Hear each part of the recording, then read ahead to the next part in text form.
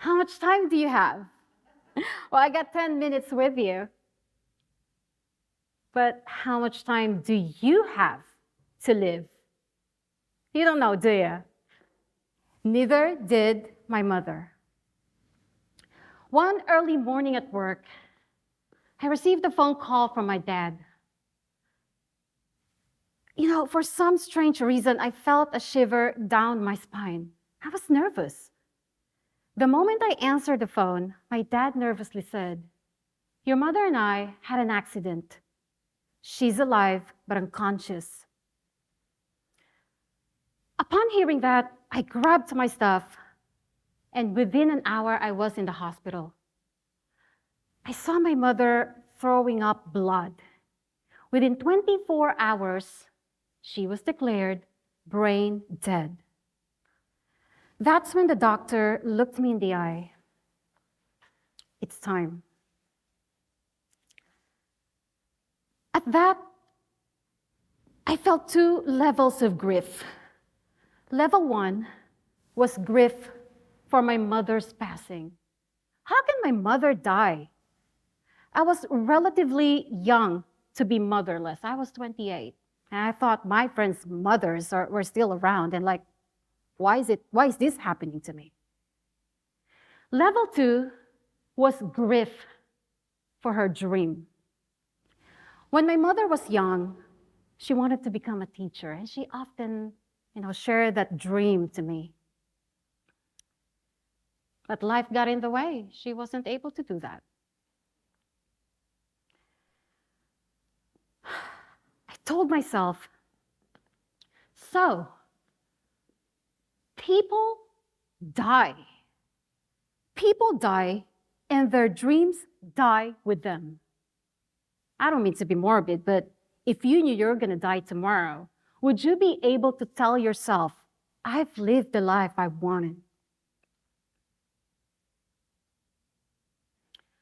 Seeing my mother's lifeless body bared in front of me, the one thing I feared the most, for my dreams to die with me. There's no money in writing. This is what my mother told me when I said I wanted to become a writer.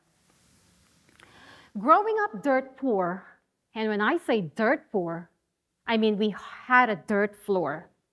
Even eating every day was not a guarantee. A writing career while worrying about food? To my mother, with great ambitions for me, I sounded like a fool. So, like a good daughter, I lived life her way. I studied accounting, became a CPA, got a job in corporate, made enough money to support myself and my family. We were no longer hungry, and I can afford to live in the city while enjoying things that money can buy: clothes, shoes, expensive coffee. Life in corporate was fantastic.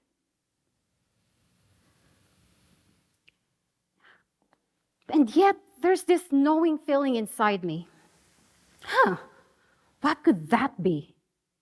There's a lot of perks that come working in corporate. You got monthly paycheck, free coffee, free watch, trips paid for by the company, and free AC. In the Philippines, we get 140 in summer. Now, I learned a lot in corporate, things that I still carry with me today, and the pay was good. But the more I crunched numbers for a living, the more miserable I became. In order to get out of that misery, I knew I had to do something, but I was scared. And yet, the fear of my dreams dying with me, made worse by the death of my mother, was greater than the fear of taking a risk. I realized money was not the key to my happiness. So, I left my job with only $1,500 in savings and made a decision that I'll follow my dream. I shift my focus from money to passion. Becoming a writer was the one thing I wanted to become before the world ever told me, this is the direction you must take. When I was young, I used to write stories. But I was so embarrassed to show them to anyone, so off to the trash bin they went. But there's just so many stories to tell. Who in here loves a good story? Right? Stories help us understand the world around us. It helps us, I believe it's important to human existence. It's important to my own existence. I just had a little bit of problem. I had no experience as a professional writer.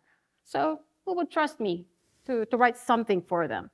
I just accepted small gigs here and there, smaller income, but I was doing the work I was passionate about. What can go wrong?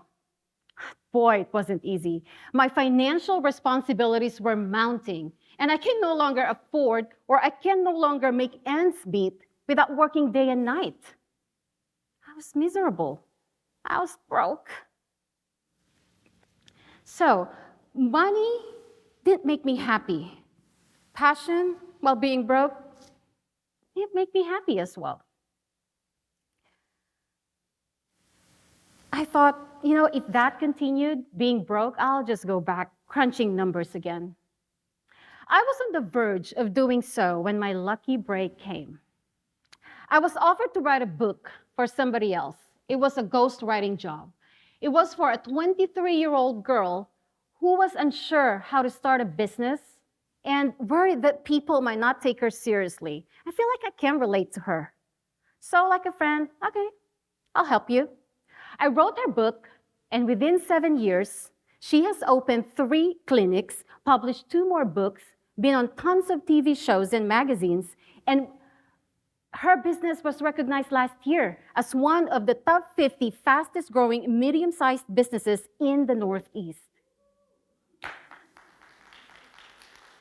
Her success wasn't necessarily because of me. My contribution was but a small spark to help her launch her career in business, but that same book launched my ghostwriting career. She had helped me just as much as I had helped her.